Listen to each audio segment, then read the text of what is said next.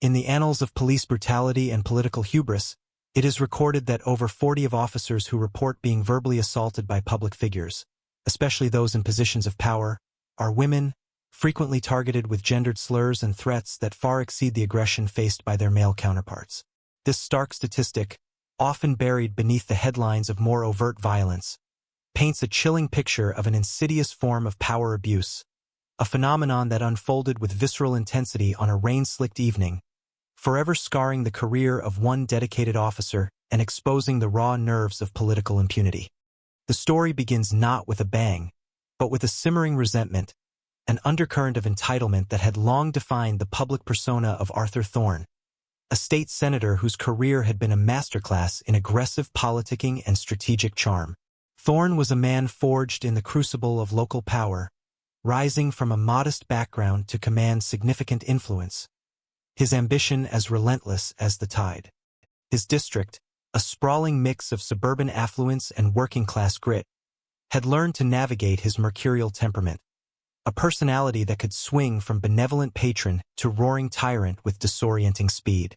He was, to many, the embodiment of a bygone era of politics, where raw power often trumped decorum, and consequences felt, to him, largely theoretical. This particular evening, however, was destined to become an inflection point, a collision of worlds that would strip away the veneer of public respectability and reveal the ugliness beneath. Officer Lena Hansen had been on the force for 7 years, her tenure marked by an unwavering commitment to duty and a quiet resilience that belied her slender frame. She had seen her share of late-night brawls, domestic disputes boiling over, and the mundane tragedies that populate a police blotter. But nothing in her training, nor her accumulated experience, could have fully prepared her for the sheer, unadulterated fury that would soon be unleashed upon her, not by a common street thug, but by a man who crafted laws. She was on a routine patrol in the wealthier northern sector of the district, an area known more for its manicured lawns and hushed affluence than for high-stakes police work. The rain had started just an hour prior, transforming the usually vibrant evening lights into shimmering blurs against the darkening sky, lending an almost melancholic beauty to the otherwise mundane street. Her shift had been uneventful, a string of minor traffic infractions and a false alarm from a sophisticated home security system, the kind of quiet evening that lulls an officer into a false sense of security before the unexpected shatters the calm. The call came in at precisely 10:47 p.m., a report of a single-vehicle accident on Elmwood Drive, near the entrance to the exclusive gated community where Senator Thorne resided. The details were sparse initially, merely a mention of a car having struck a decorative stone pillar at the community's entrance, with the driver reportedly uncooperative. Lena's instincts, honed over years, immediately tingled. Uncooperative often meant intoxication, or worse, a driver attempting to evade responsibility. As she steered her patrol cruiser through the winding, tree-lined streets, the rhythmic swipe of the wipers mirroring the quickening beat of her pulse, a sense of unease settled over her. Elmwood Drive was Senator Thorne Street, a fact that, while not immediately significant, added a subtle layer of complexity to the unfolding scene. Arriving at the accident site, Lena found the scene exactly as described, yet more unsettling than anticipated. A sleek, black luxury sedan, its front end crumpled like discarded foil, rested against the ornate stone pillar, which itself bore a significant crack. Debris from the vehicle and the pillar was scattered across the meticulously maintained landscaping. And there, standing beside the damaged car, was Senator Arthur Thorne, his usually impeccable suit disheveled, his silver hair matted by the rain, and his face a mask of furious indignation. He was alone. The sight was instantly jarring. Thorne, the pillar of the community, usually seen at ribbon-cutting ceremonies or delivering impassioned speeches, now stood before her, not as a statesman, but as a man undone by an evident misjudgment. Lena approached him cautiously, her hand instinctively resting on her duty belt, not in an overt gesture of threat, but as a subtle affirmation of her professional role. "Senator Thorne?" she asked, her voice calm and even, cutting through the drumming rain. "Officer Hansen, Patrol Unit 4. Are you injured, sir?" Her priority was always medical assistance first, then scene control, then investigation. Thorne, however, did not respond with the expected pleasantry or concern. Instead, his eyes, usually glinting with political savvy, were now bloodshot and narrowed, fixed on her with an intensity that spoke not of pain, but of a deeply entrenched, almost primordial anger.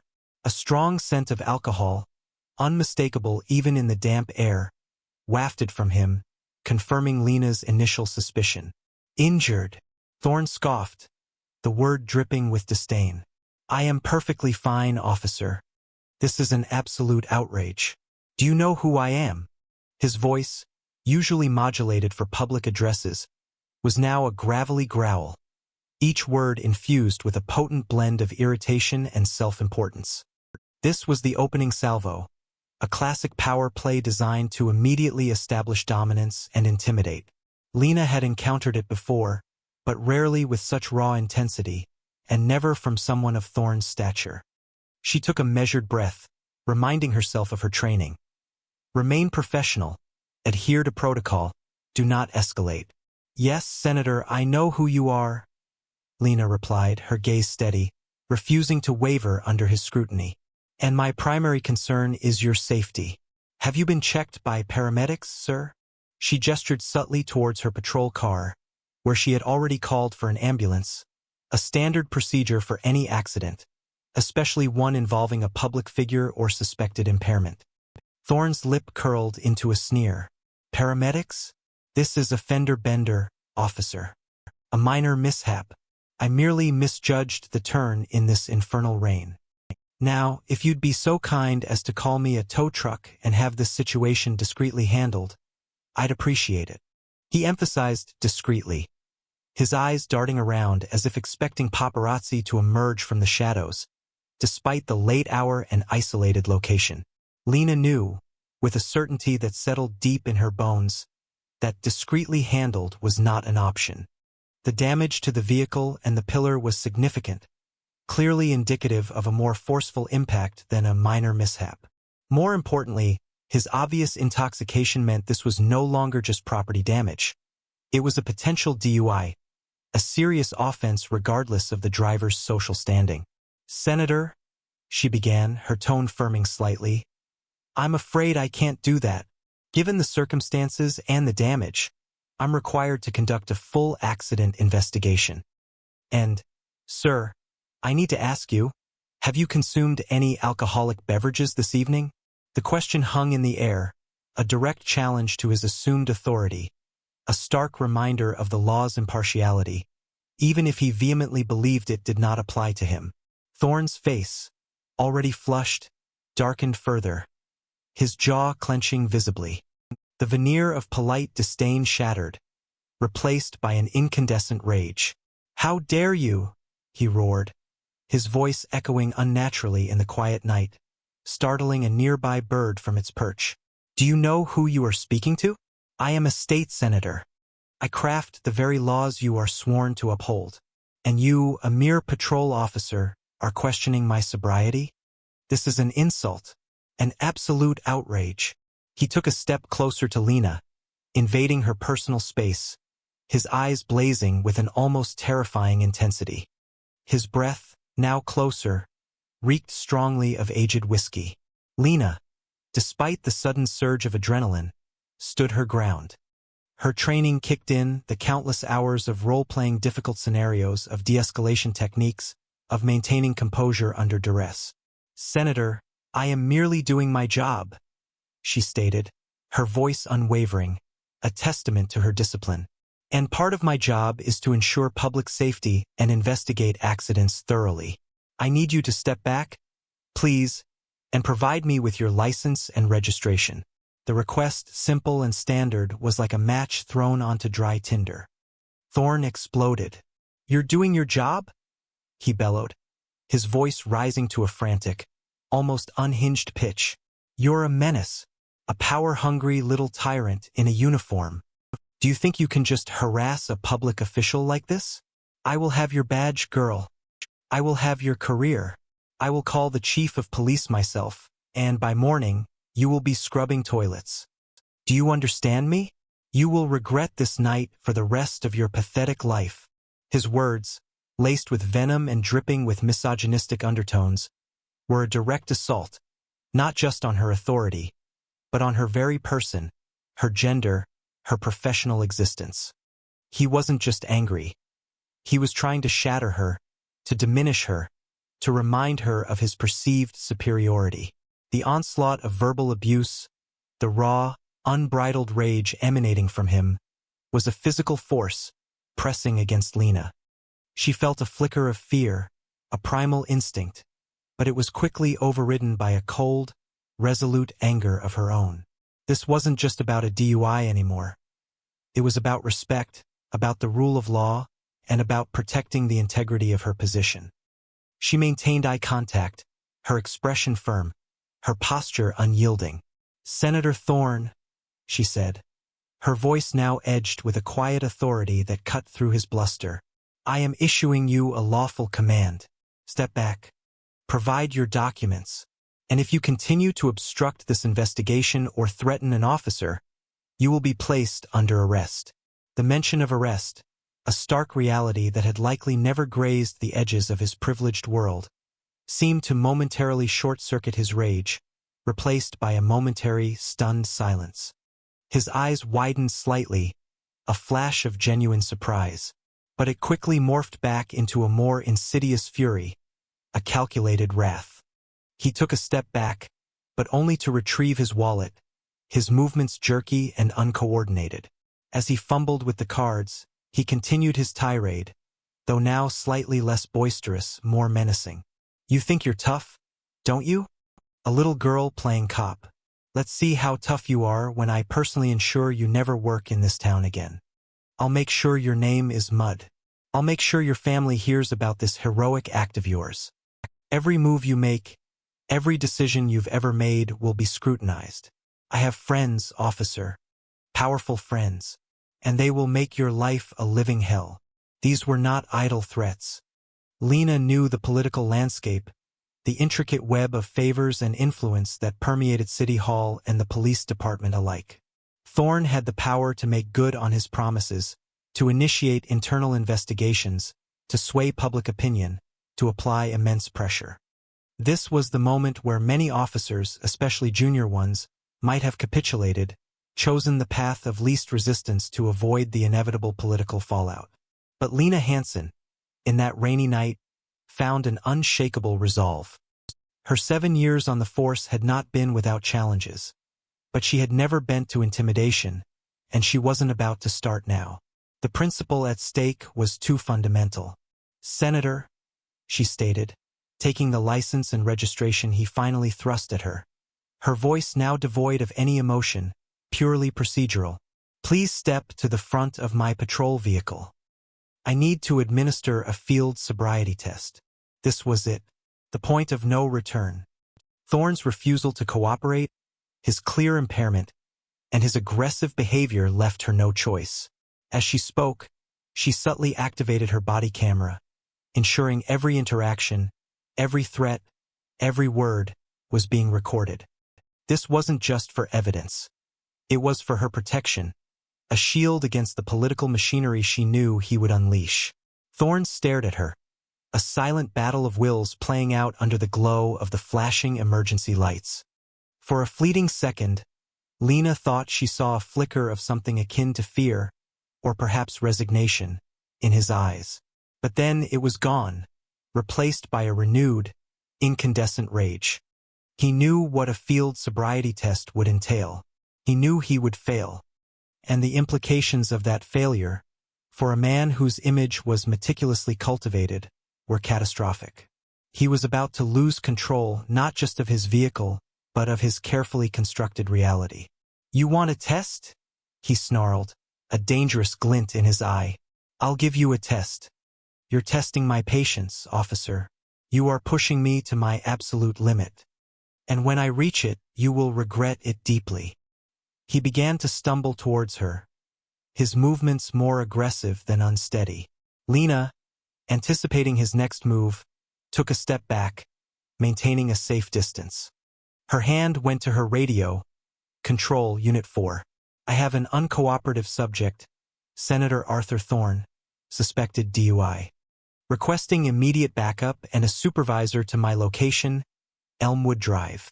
She kept her voice calm, professional, conveying the urgency without panic.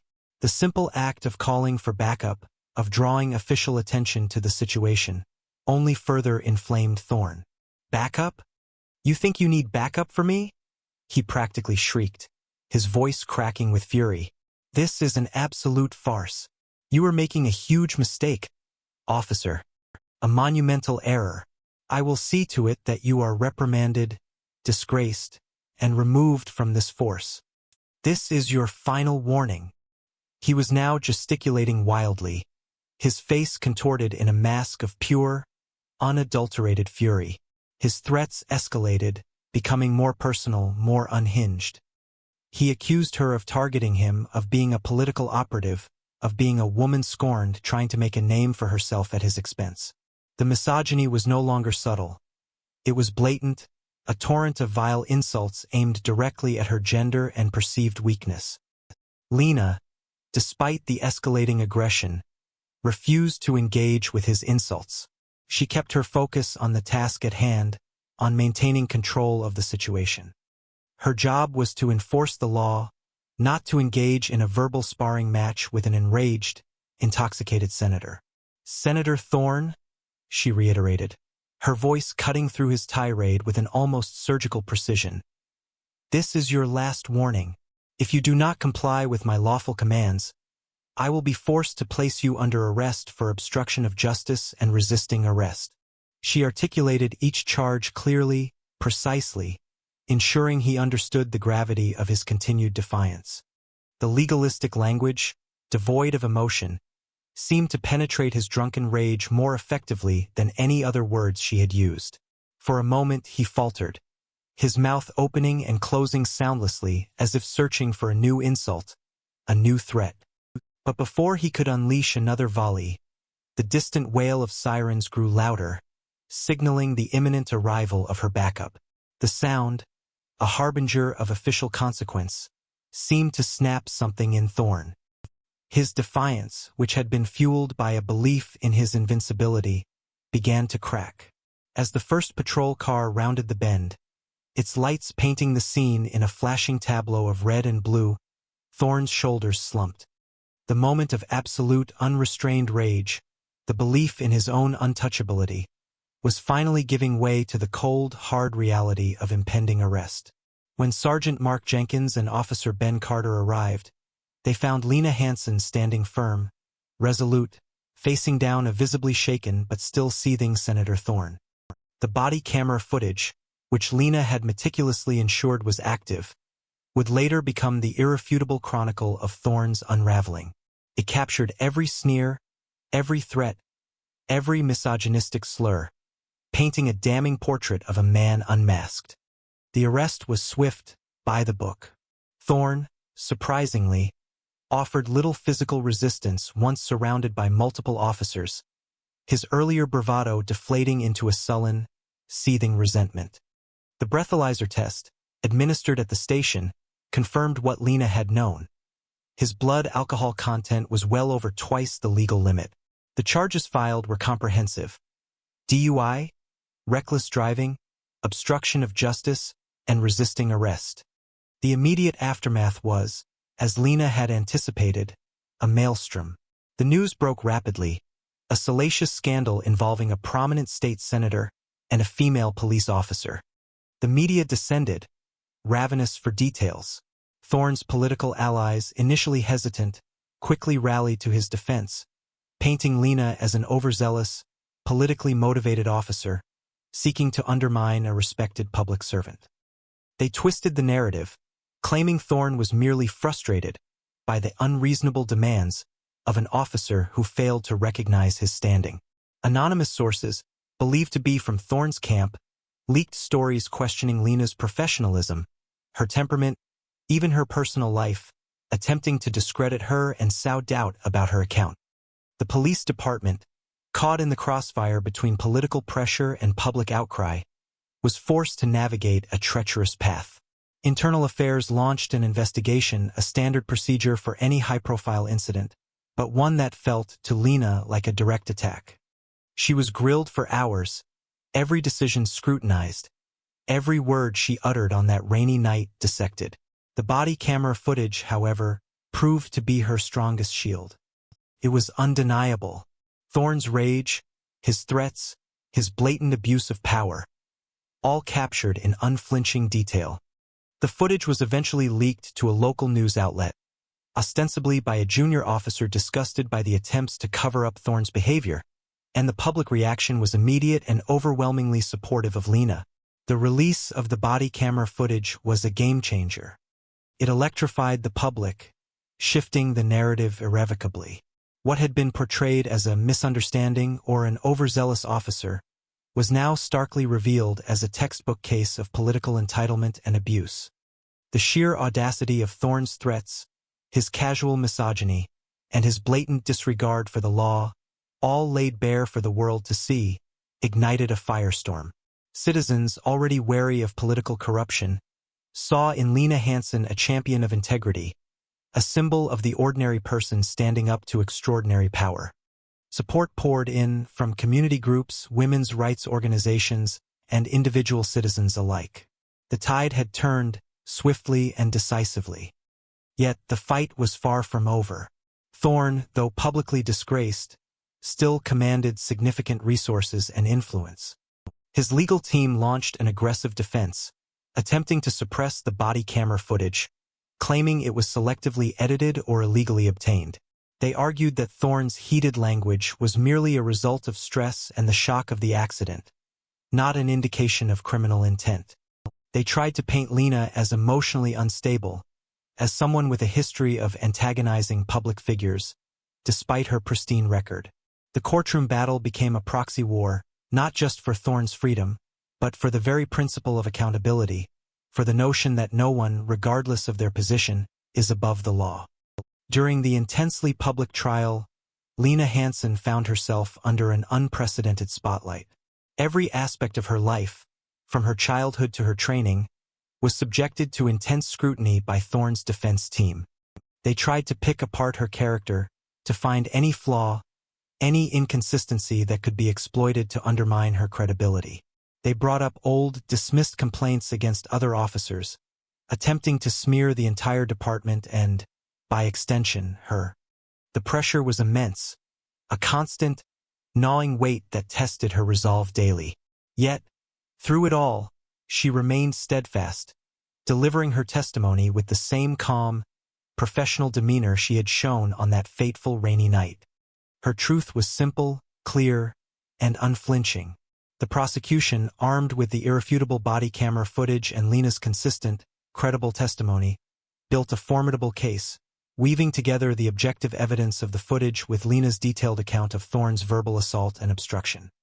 They presented expert testimony from forensic alcohol specialists who confirmed the senator's extreme intoxication, correlating his erratic behavior and slurred speech directly to his elevated blood alcohol content.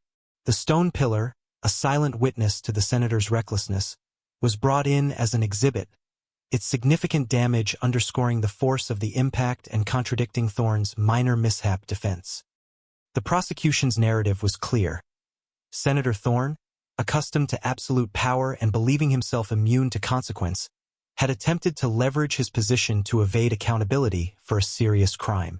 Officer Hansen, in contrast, was portrayed as a beacon of professional integrity, a testament to the principles of law enforcement, who, despite facing intense intimidation and misogynistic abuse, had upheld her oath without wavering.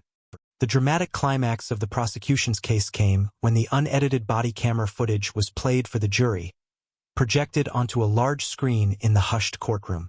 The jury watched, spellbound, as Thorne's face contorted in rage, his voice booming with threats, the vile insults directed at Lena reverberating through the courtroom speakers. Gasps were heard from the gallery. Thorne himself, sitting beside his legal team, averted his gaze, his face a mottled crimson, the weight of his own televised outburst visibly crushing him. It was a raw, unfiltered moment of truth, leaving little room for doubt or misinterpretation. Yet, Thorne's defense team, led by the formidable and notoriously cunning legal strategist Julian Vance, was far from defeated. Vance was a man known for his theatrical courtroom performances and his uncanny ability to sow seeds of doubt, even in the face of overwhelming evidence. He understood that public opinion, while powerful, was not the sole determinant of a verdict. A jury could be swayed by nuance, by interpretation, by carefully constructed alternative realities. His strategy was multi-pronged, designed to dismantle Lena's credibility, reframe Thorne's actions, and muddy the waters of objective fact. Vance began by painting Thorne not as an arrogant politician, but as a man under immense pressure, a dedicated public servant who had merely suffered a moment of profound stress. He argued that Thorne had been working tirelessly on a crucial legislative bill, sacrificing sleep and personal well-being for the good of his constituents. The accident, Vance contended, was merely the unfortunate culmination of exhaustion and a momentary lapse in judgment due to the treacherous weather conditions, not willful intoxication. He acknowledged Thorne's consumption of alcohol but downplayed its significance, suggesting it was a small celebratory drink after a successful day, a moment of relaxation tragically interrupted. His cross-examination of Lena Hansen was brutal, relentless, and meticulously orchestrated. Vance, with his commanding presence and piercing gaze, attempted to portray Lena as ambitious, perhaps even vindictive. He questioned her motives for becoming an officer, insinuating she sought power and control. He grilled her on minor discrepancies in her initial report versus her testimony, highlighting any slight variation in wording as evidence of fabrication or an embellished narrative. "Officer Hansen," Vance boomed, his voice filling the courtroom, "isn't it true that you've always harbored a certain disdain for public figures? That you view them as obstacles rather than leaders?" Lena, maintaining her composure, calmly refuted his baseless assertions, explaining her commitment to upholding the law for all citizens, regardless of their status. Vance then tried to turn Thorne's verbal tirade against Lena. He suggested that Thorne's heated remarks were a natural, albeit regrettable, reaction to perceived disrespect from an officer who had provoked him. He even implied that Lena had intentionally antagonized the senator, knowing her body camera was recording, to create a sensational incident that would boost her career. "Isn't it true, officer," Vance pressed, "that you knew Senator Thorne was a man of influence, and that by refusing to simply call him a tow truck, by insisting on a full investigation, you were, in essence, making a deliberate choice to escalate a minor incident into a public spectacle?" Lena, her voice firm, responded, "My only choice, Mr.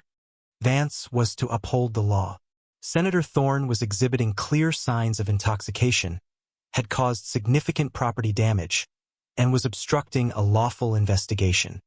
"My duty dictates I treat all citizens equally under the law. His position of power does not exempt him from it, nor does it excuse his behavior." Her unwavering conviction resonated with many in the courtroom, but Vance had succeeded in planting a seed of doubt, however small, for some. The defense also brought in character witnesses, respected members of the community, local philanthropists, business owners, and even a few constituents who genuinely believed in Thorne's public service. They spoke of his generosity, his dedication to the district, his numerous charitable contributions. One witness, a frail elderly woman whose community center Thorne had personally saved from closure, tearfully recounted his kindness, casting him as a benevolent figure, a stark contrast to the angry man on the body camera footage. These testimonies aimed to create a portrait of a good man who had made a single, regrettable mistake, a temporary aberration from an otherwise exemplary character. Vance's most audacious move, however, was his attempt to discredit the body camera footage itself. He called an expert in digital forensics, a consultant known for challenging video evidence, who testified that while the footage was largely authentic, subtle edits or even technical glitches could potentially alter perception. He hinted at the possibility of selective recording, suggesting that moments of Lena's own provocative behavior might have been omitted, despite the continuous nature of modern body cameras. This line of argument, while ultimately weak against the verifiable integrity of police evidence, was designed to confuse the jury, to inject just enough uncertainty to prevent a unanimous conviction. Beyond the courtroom, the political fallout continued to spiral. Thorne's allies, though weakened by the footage, continued their smear campaign against Lena. Whispers circulated within the police department itself, with some older, more cynical officers questioning the wisdom of rocking the boat by arresting such a powerful figure. Lena felt the chill of isolation, even as public support swelled. She understood that while she had done her duty, she had also inadvertently thrust herself into a political maelstrom far larger than any single traffic stop. Her personal life, which had always been private, was now under scrutiny, with reporters staking out her apartment building and anonymous threats arriving through various channels. The constant pressure was immense, a psychological toll that few outside law enforcement could truly grasp. One evening, after another grueling day of testimony, Lena sat alone in her apartment, the television tuned to a local news channel where pundits debated her character and Thorne's fate. A segment highlighted the startling statistic that had opened this story: the disproportionate targeting of female officers by public figures. Lena saw herself reflected in those numbers, a chilling validation of her experience. It wasn't just about Arthur Thorne anymore. It was about a systemic issue, a deep-seated contempt for authority, especially when that authority was embodied by a woman. This realization, far from breaking her, hardened her resolve. She wasn't just fighting for her career or for justice in this single case. She was fighting for every female officer who had faced similar abuse, every person who had been made to feel small and powerless by those who wielded influence without principle. The jury deliberations were tense and protracted, lasting 3 full days. The public held its breath, knowing that the verdict would send a powerful message about accountability and the rule of law. The media camped outside the courthouse, feeding a frenzy of speculation. Finally, on the 4th day, the foreman announced that a verdict had been reached. The courtroom was packed, a palpable tension hanging heavy in the air. Lena sat upright, her hands clasped tightly in her lap, her gaze fixed on the jury. Thorne, looking drawn and pale, sat beside Julian Vance, his usual swagger replaced by a nervous fidgeting. When the verdict was read, the courtroom erupted in a mix of gasps and murmurs. Arthur Thorne was found guilty on all counts: driving under the influence, reckless driving, obstruction of justice, and resisting arrest. The collective sigh of relief from Lena and the prosecution team was almost audible. Justice, in this instance, had prevailed.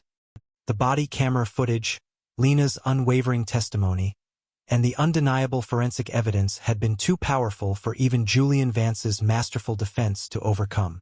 The conviction was a landmark moment, not just for Lena Hansen, but for police departments across the state. It signaled a shift, a reaffirmation that no one was above the law, regardless of their political power or social standing. For Lena, it was a profound vindication, a recognition that her integrity and adherence to duty had been honored. She had weathered the storm, endured the personal attacks, and emerged stronger. However, the legal battles were far from over. Thorne's legal team immediately filed an appeal, citing numerous alleged procedural errors and claiming prosecutorial misconduct. Julian Vance vowed to fight the conviction to the highest court, promising to expose what he called a politically motivated vendetta against his client. The appeal process, notoriously lengthy and expensive, threatened to prolong Lena's ordeal, forcing her to relive the events again and again. Thorne's political career was, by all accounts, in tatters. His party, facing immense public pressure, issued a statement distancing themselves from his actions, though many still privately lobbied on his behalf, wary of losing a powerful figure in their ranks. His public image, once polished and commanding, was now irrevocably tarnished, forever associated with the unflattering images from the body camera. The sentencing hearing, held several weeks later, was another stark reminder of the gravity of the situation. The judge, acknowledging Thorne's previous clean record but emphasizing the severity of his actions and his abuse of power, handed down a sentence that, while not the maximum, was significant. 6 months in county jail, 2 years of probation, a substantial fine, mandatory alcohol education classes, and a lengthy suspension of his driver's license. The jail time, in particular, sent shockwaves through the political establishment. A sitting state senator, albeit one whose career was now effectively over, would serve time behind bars. It was an unprecedented outcome, one that underscored the court's resolve. For Lena, the personal and professional consequences of that rainy night continued to unfold. While she was publicly hailed as a hero, her relationship with some within the department became strained. The old guard, those who valued political expediency over strict adherence to procedure, viewed her as a troublemaker, someone who had brought unnecessary scrutiny upon the force. There were subtle shifts in her assignments, a feeling of being subtly sidelined, even as awards and commendations for her bravery poured in from outside organizations. She felt the weight of being an example, a symbol, a role she had never sought but now carried with a quiet dignity. The chief of police, initially caught between the political machine and public outrage, ultimately sided with Lena, recognizing the undeniable truth presented by the body camera footage and the imperative to uphold the department's integrity. He initiated new training protocols emphasizing de-escalation techniques when dealing with public figures, and unequivocally reinforcing the message that no one was above the law. He publicly commended Lena, framing her actions as a model of professional conduct. This official endorsement, however, did little to quell the underlying tensions within the precinct. Some officers, especially those who had spent years navigating the delicate dance between law enforcement and local politics, felt that Lena's actions, while legally sound, had disrupted an unwritten code, a fragile equilibrium. Lena found solace in the outpouring of support from the public. Letters, emails, and even flowers arrived at the precinct, expressing gratitude and admiration. Women from all walks of life shared their own stories of encountering abuse of power, finding a voice and validation in Lena's experience. She became an accidental advocate, a reluctant symbol of resistance against unchecked authority. This newfound public platform, though initially uncomfortable, slowly began to feel like a responsibility. She started accepting invitations to speak at community events, sharing her story not with a sense of triumph, but with a sober reminder of the constant vigilance required to protect the principles of justice and equality. The appeal process dragged on for months. Thorne, now stripped of his political office and public standing, became a recluse, his once powerful voice silenced, replaced by the relentless efforts of his legal team.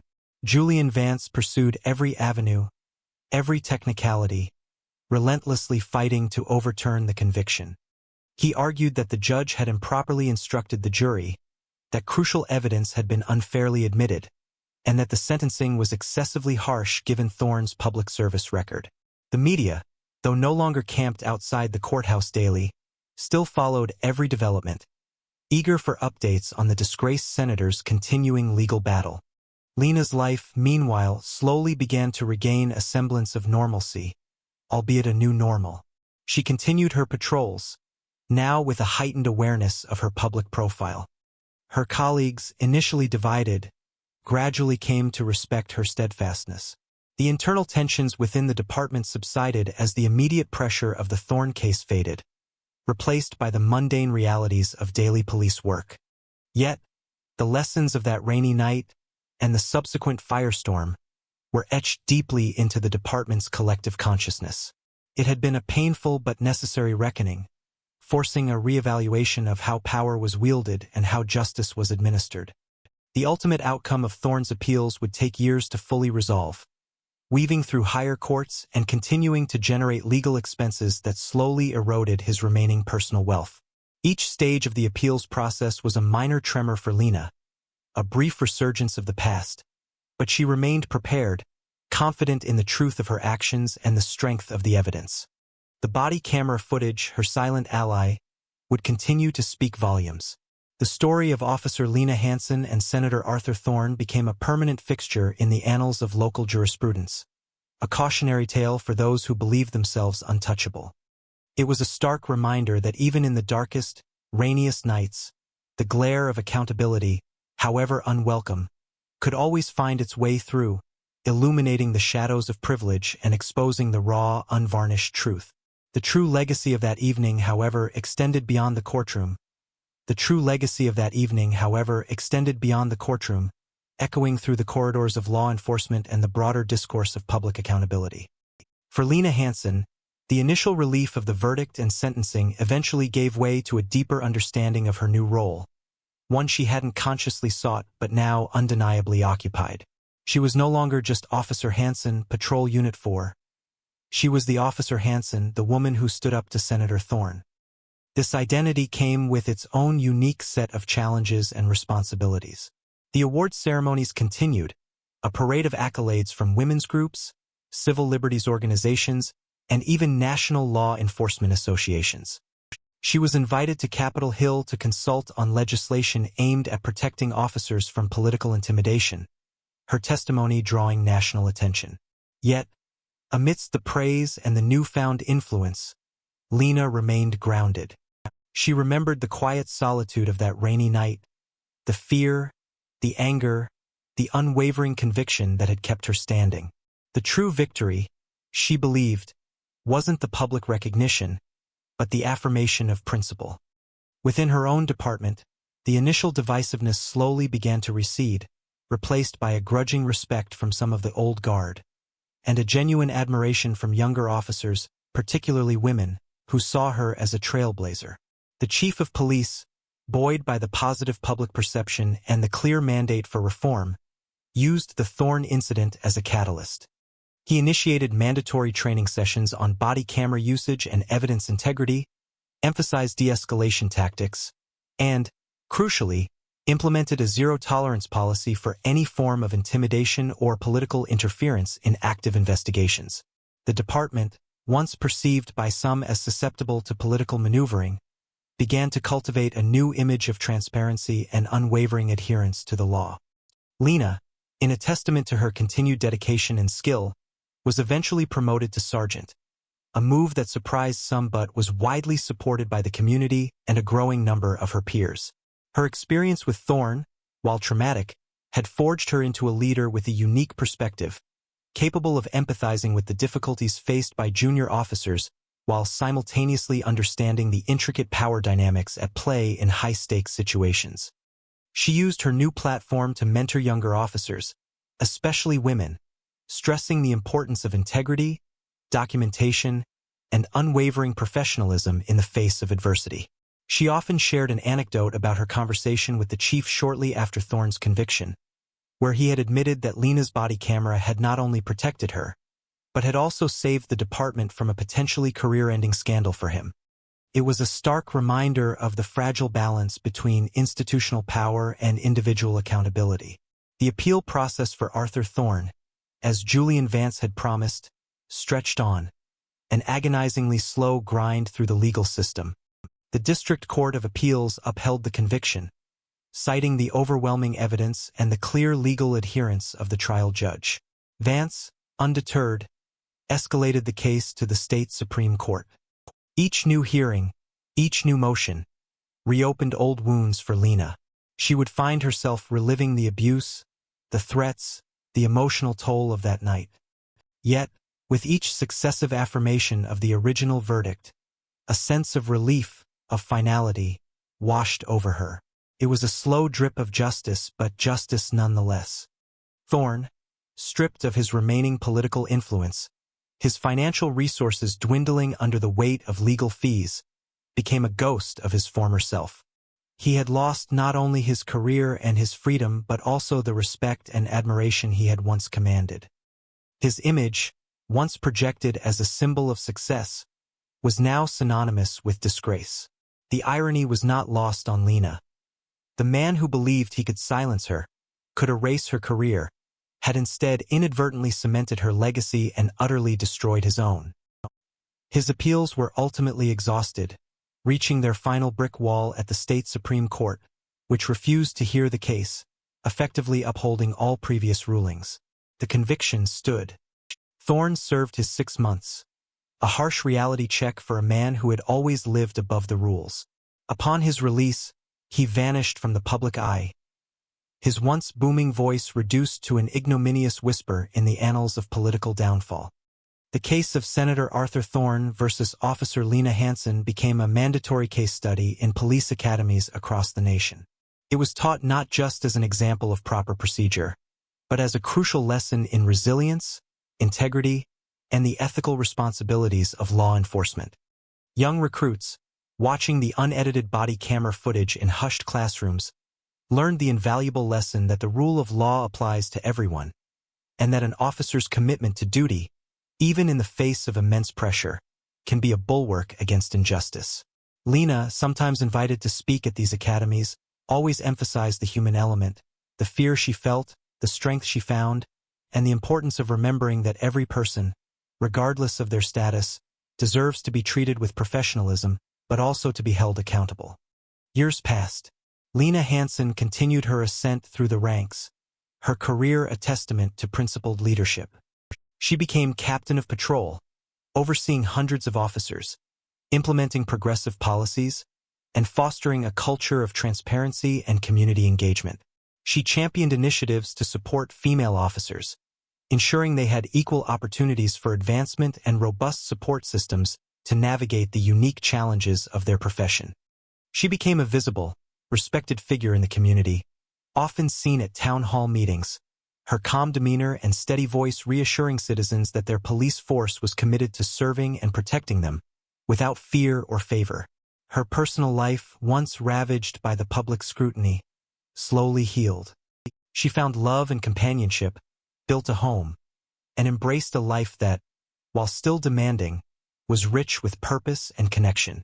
The scars of that rainy night remained, a reminder of what she had endured and overcome, but they no longer defined her. They were part of her story, a crucial chapter in a life dedicated to justice.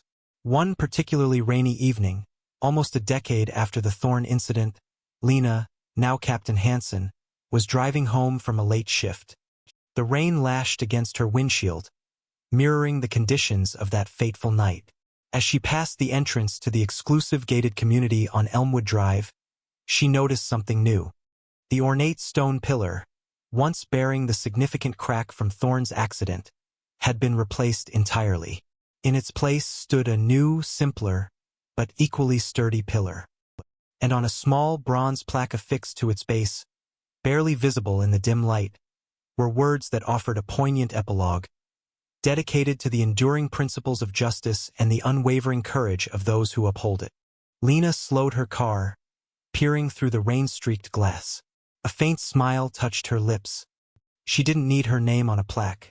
Her legacy was etched in the changed culture of her department, in the emboldened voices of female officers, and in the quiet assurance that, even in the darkest, rainiest nights, the glare of accountability would indeed find its way through. The system, once seemingly impregnable to men like Thorne, had been forced to bend, to acknowledge that the scales of justice, though sometimes slow, would ultimately balance. And Lena Hansen, the quiet officer from Patrol Unit 4, had been the unwavering fulcrum. Her story, once a flashpoint of scandal, had evolved into an enduring testament to the power of integrity, a quiet revolution sparked on a rain-slicked road, proving that true power isn't about influence or intimidation, but about the relentless pursuit of truth and the steadfast upholding of the law for everyone. This was the real legacy, far deeper than any conviction, echoing in every fair arrest, every upheld principle, every officer who chose courage over compromise. It was a legacy of quiet strength, born in the storm, and forever etched into the very fabric of justice. That it was a legacy of quiet strength, born in the storm, and forever etched into the very fabric of justice. Yet, the weaving of this legacy wasn't a singular, completed act. It was an ongoing process, a continuous ripple effect emanating from that one decisive night. The case didn't just end with Thorne's imprisonment and Lena's promotions. It instigated a profound shift in consciousness, a recalibration of values that permeated far beyond the immediate confines of the police department or the state legislature. The bronze plaque on Elmwood Drive was more than a tribute. It became a subtle landmark for those in the know, a quiet reminder of the power of individual integrity against institutional arrogance. New recruits, fresh from academies where Lena's case was foundational curriculum, would sometimes take detours, driving slowly past the updated pillar, contemplating the weight of the words inscribed there.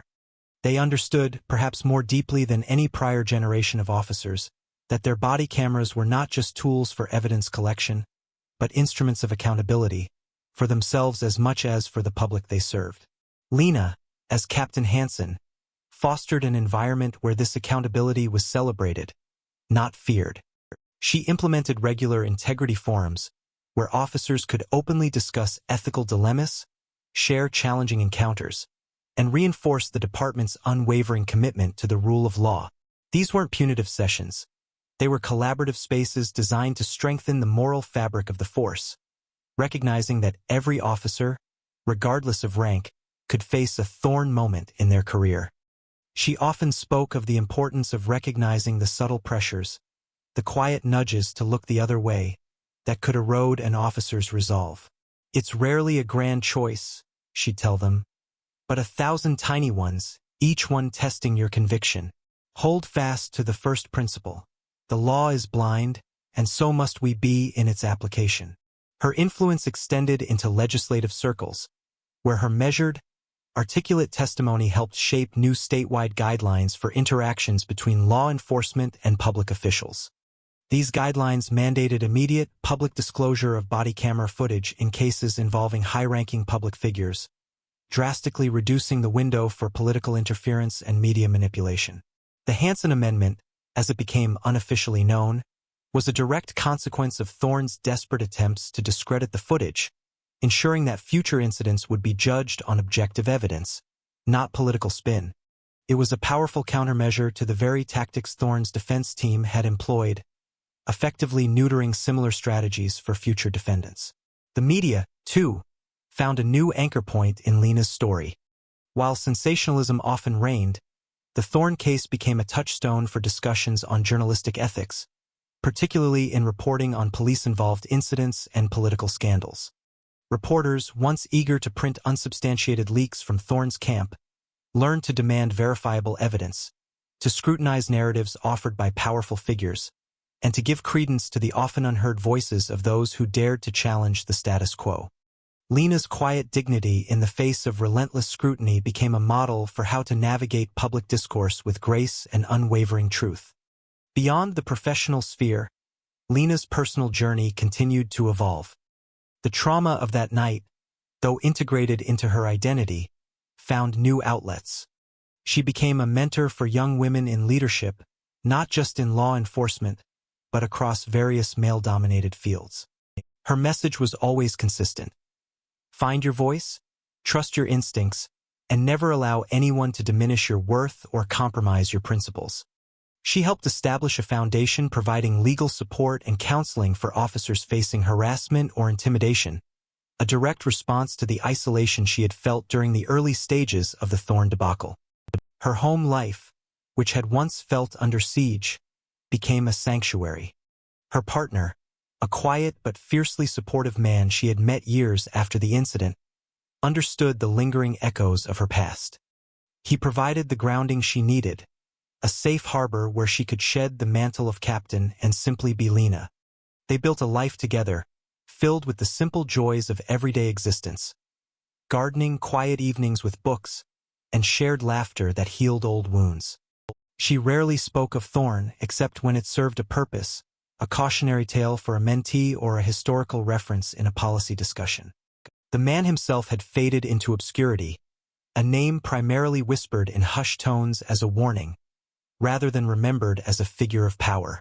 The weight of her legacy, however, was not without its burdens. The expectation, the constant scrutiny that came with being the example, could sometimes feel heavy. There were moments of quiet reflection, often on those rainy nights, when she would drive home, the rhythmic swipe of the wipers echoing the distant past. She would consider the immense cost of standing firm, the threats, the isolation, the relentless public exposure.